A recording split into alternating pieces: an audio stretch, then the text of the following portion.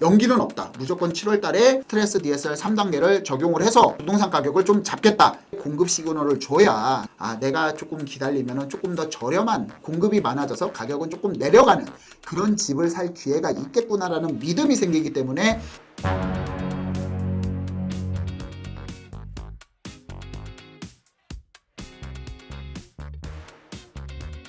안녕하세요. 반갑습니다. 이충민의 부말리입니다.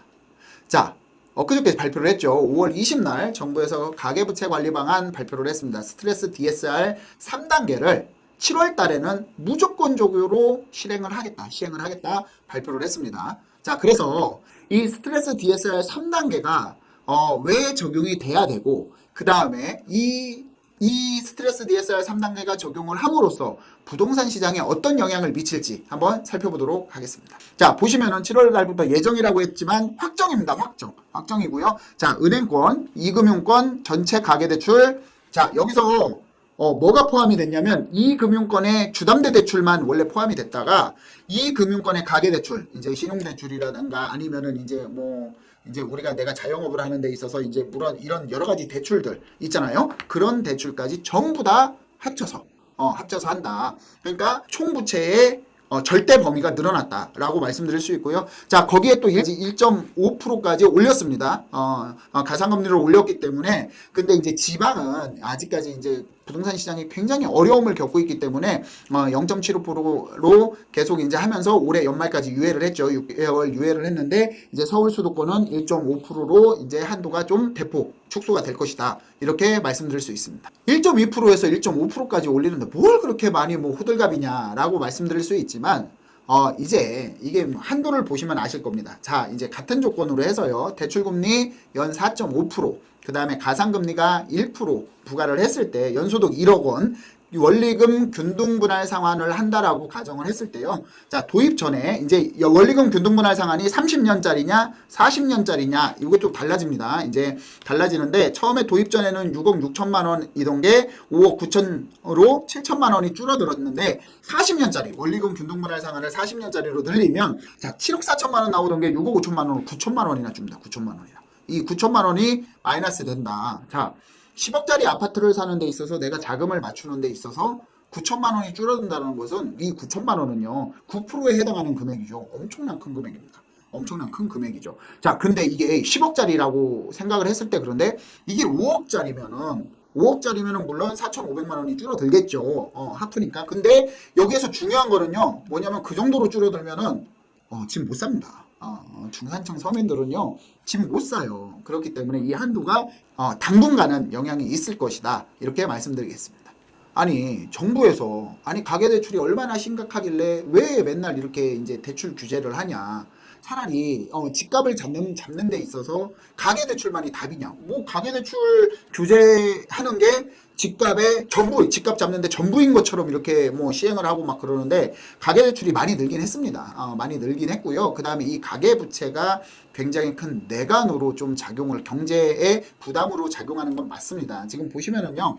가계대출은 가계신용과 가계대출 이렇게 같이 편단을 할 수 있는데 보시면은 계속해서 이제 2023년부터 2023년 이게 2023년이지만 2022년도에 거래량이 엄청나게 줄어들면서 코로나 2021년 말 2022년 초에 팬데믹이 끝나고 나서 엔데믹 시장으로 돌아오면서 급격하게 금리가 상승을 했죠. 그러니까 어떻게 됐습니까? 거래량이 완전 바닥이었습니다. 그러니까 가계대출도 줄었죠. 그때 잠깐 빼고는 우리가 가계대출이 줄은 적이 별로 없습니다.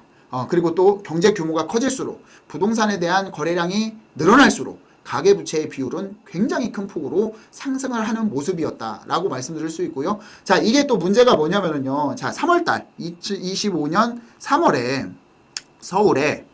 서울의 거래량이 약 10,000건. 물론 10,000건은 조금 부족합니다. 10,000건에 대해서 몇 건은 부족하지만 10,000건 가까이 거래가 됐습니다. 이게 진짜요 5년 만에 최고의 거래량이라고 보시면 될 것 같습니다. 5년 만에 최고의 거래량이다. 그러면은 거래량이 늘어나면서 폭발적으로 가계부채도 늘어났다. 그러니까 정부에서는 이 3월달 통계를 받고 나서 좀 다급한 겁니다. 그러니까 무조건적으로 7월달 연기는 없다. 무조건 7월달에 스트레스 DSR 3단계를 적용을 해서 거래량도 줄이고 가계부채, 부동산 가격을 좀 잡겠다. 이런 뜻으로 해석할 수 있다라고 말씀드리겠습니다. 자, 근데 이게 스트레스 DSR 1단계도 적용을 해봤고요. 2단계도 실행을 해봤습니다. 3단계가 7월달부터 시행이 됩니다. 물론 이게 이제 1, 2단계에 거쳐서 학습 효과가 분명히 있을 거라고 생각을 하고요. 자, 스트레스 DSR 2단계를 적용을 하고서 7월달, 자, 7월달에 이제 7월에 적용을 한다라고 했다가 2024년 9월에 적용을 연전 2개월 동안 연기를 하면서 7월달에 거래량이 폭발적으로 늘어나는 모습이었는데, 자, 그러면 스트레스 DSR 2단계를 적용했던 9월달부터 계속해서 지금까지 어떻게 돼야 됩니까? 거래량이 줄어야죠. 오히려 가계부채도 줄어야 되고. 하지만 잠깐의 거래량이 줄어들고 이제 가계대출이 감소하는 모습을, 진정되는 모습을 보였지만 불과 몇 달 뒤에 이 대출의 효과는 굉장히 미비해졌다. 대출 규제의 효과는 미비해지는 모습을 볼 수 있다. 그래서 지금 다시 이 규제를 3단계를 무조건 시행을 해야 된다라는 주장인데, 뭐 제가 봤을 때는 마찬가지일 것 같습니다. 학습은 뭐 두세 달이 걸리지 않을 것 같다. 영끌족이 왜 나왔습니까? 영끌족이 패닉바잉, 영끌 왜 나왔어요? 지금 아니면 내가 못 살 것 같으니까. 그게 나온 거 아닙니까? 지금 아니면 못 산다.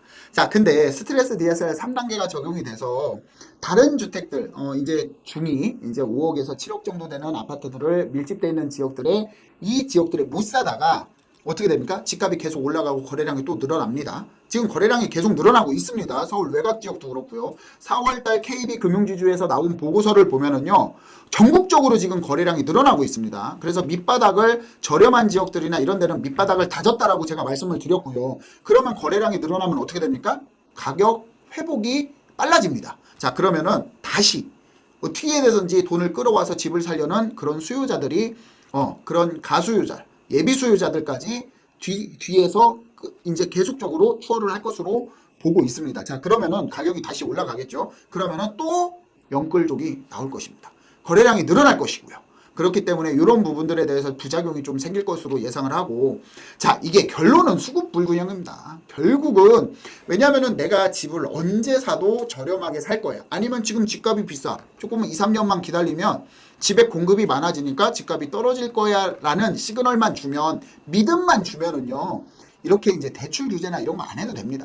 지금 대출 규제나 어떤 규제로 인해서 집값을 잡겠다? 그렇게 되면은 여기 있는 토지거래 허가구역 3월 15일 날 재지정된 토지거래 허가구역 강남 3구와 용산구는 가격이 잡혀야 되겠죠. 하지만 지금 거래량은 반토막 났지만 거래가 되는 것마다 정고점을 돌파하고 있습니다.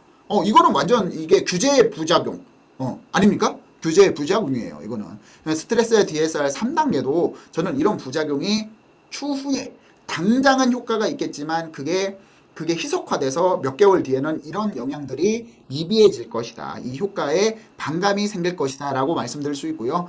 자, 지금까지 스트레스 DSR 3단계 시행, 그리고 부동산 시장에 어떤 영향을 미칠 것인가를 좀 살펴봤는데요. 자, 얼어 죽어도 재건축, 재개발. 이게 뭡니까? 빨리 입주를 할 수 있는 그런 지역들로 내가 투자를 해서 차라리 조금 시간이 걸리더라도 내가 그만큼 얼죽신을 들어갈 자금은 없기 때문에 내가 재개발이나 재건축 가능한 지역들로 들어가서 기다리겠다. 자, 이게 다시 인기를 끌고 있습니다. 그래서 대선이 얼마 안 남지 않았습니까? 이게 이 후보자들은 무조건적으로 공급 시그널을 줘야 됩니다.